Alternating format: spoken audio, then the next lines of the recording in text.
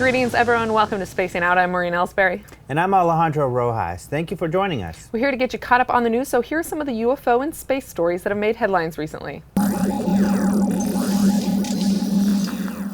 An intensely bright flash of light illuminated the night sky in Stavropol, a city in southern Russia, on Tuesday, March 17th at approximately 12:30 a.m. Video of the mysterious flash was recorded by a motorist's dash cam, and the video shows a flash of bluish-white light in the distance that persists for 3 to 4 seconds. And no sound was heard in connection with the explosion of light, but the flash did reportedly scare several witnesses. Russian media outlet RT reports local residents have come up with various theories to interpret the incident: military exercises that are currently taking place not far from the scene, faults in the electricity net, northern lights, an asteroid, and even UFOs. The unidentified flash allegedly made some streetlights in the city go out while being accompanied by the flickering of lights inside apartments and houses. According to RT, power engineers have ruled out any issues with power supply lines, and local hydrometeorological center concluded that the flash can't be attributed to nature. So what was it that silently lit up the night sky, interrupted electricity, and startled residents in southern Russia?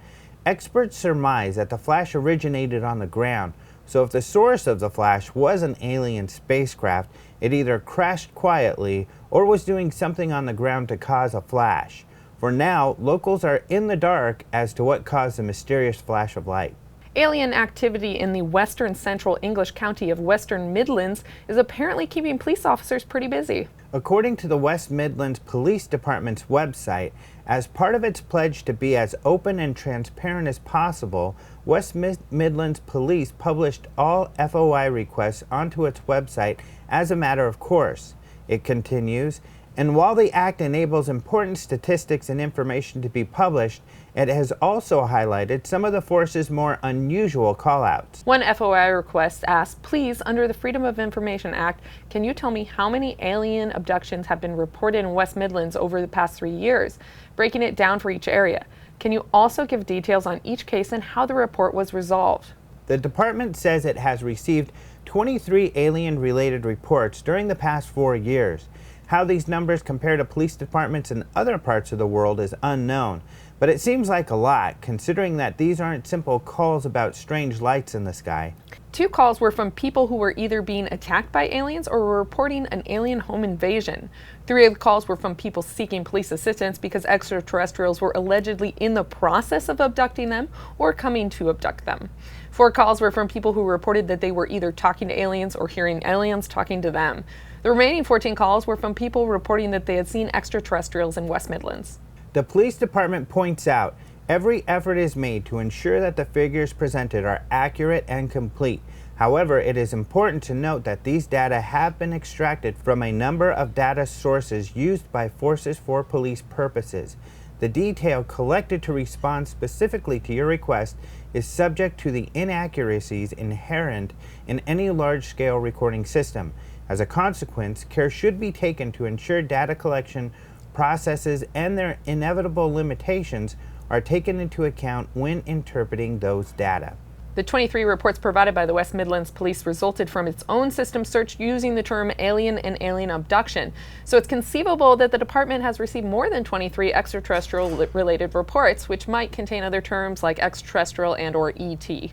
Theologians and scientists met at the Library of Congress last week to discuss astrobiology and religion as part of a 2-day event. The event was called the Bloomberg Dialogue on astrobiology, and it was the first of 3 such meetings that will take place throughout the year.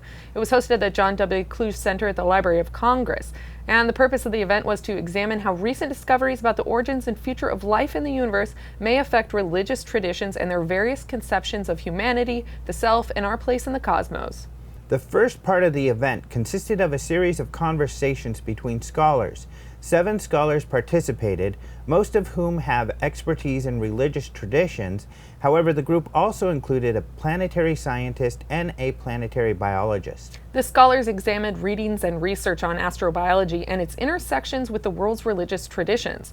The Bloomberg Dialogue are part of an ongoing collaboration between the Library of Congress and the NASA Astrobiology Program, all in an effort to examine the humanistic and societal implications should NASA discover extraterrestrial life. A family was outdoors enjoying a barbecue when they noticed a Ministry of Defense helicopter chasing 4 UFOs through the skies above the English town of Bolton. Andrea Finney, her husband Nigel, and their son were eating outdoors when Andrea reportedly noticed the UFOs in the sky. She pointed out the strange objects and instructed Nigel to grab a camera. After retrieving the camera, he was able to snap a few photos of the unidentified aerial objects. He explains to UK media outlet Mirror, "Our camera does not have a good zoom on it or anything. It is just a normal camera. So we took what we could, but afterwards we just could not explain it." The witnesses assert that the UFOs zoomed off shortly after, and they claim they observed an MOD helicopter in pursuit of these unidentified craft. "We just could not explain it," says Nigel. He continues, "They were not hot air balloons, they were not Chinese lanterns, they were just something else." Andrea adds, "You just had to be there to see it. It was the strangest thing I have ever seen in my life. I was just gobsmacked." The day and the time of the incident is unclear, but the event definitely startled the witnesses and left them scratching their heads. And the picture is quite weird. It's weird, like it's a ring type Yeah. of object, so you usually don't see ring balloons.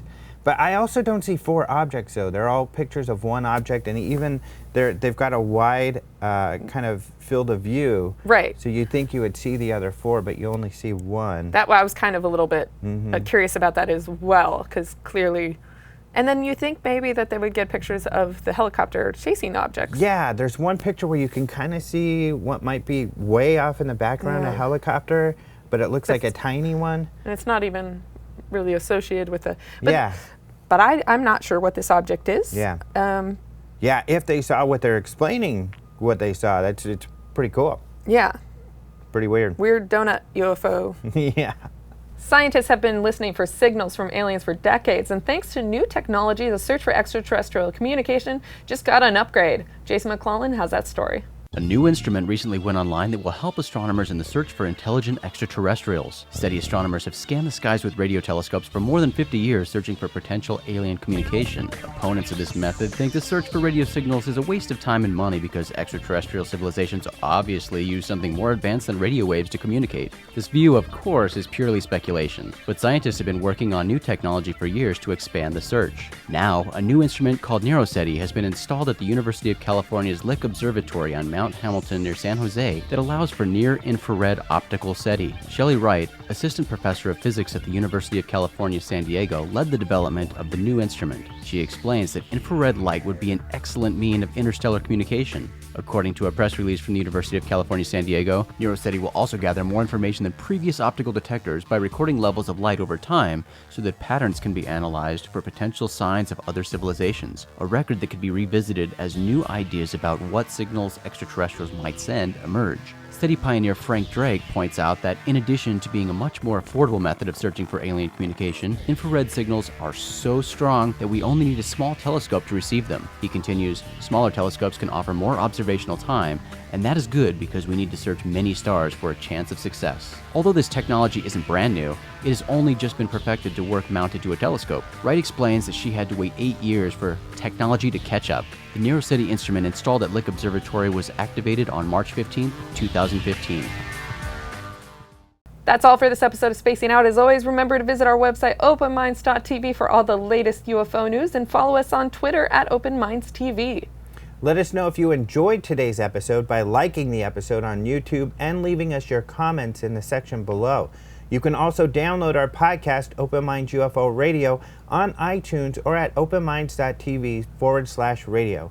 Thanks again for joining us today. I'm Alejandro Rojas. And I'm Maureen Elsberry. We'll see you in the future.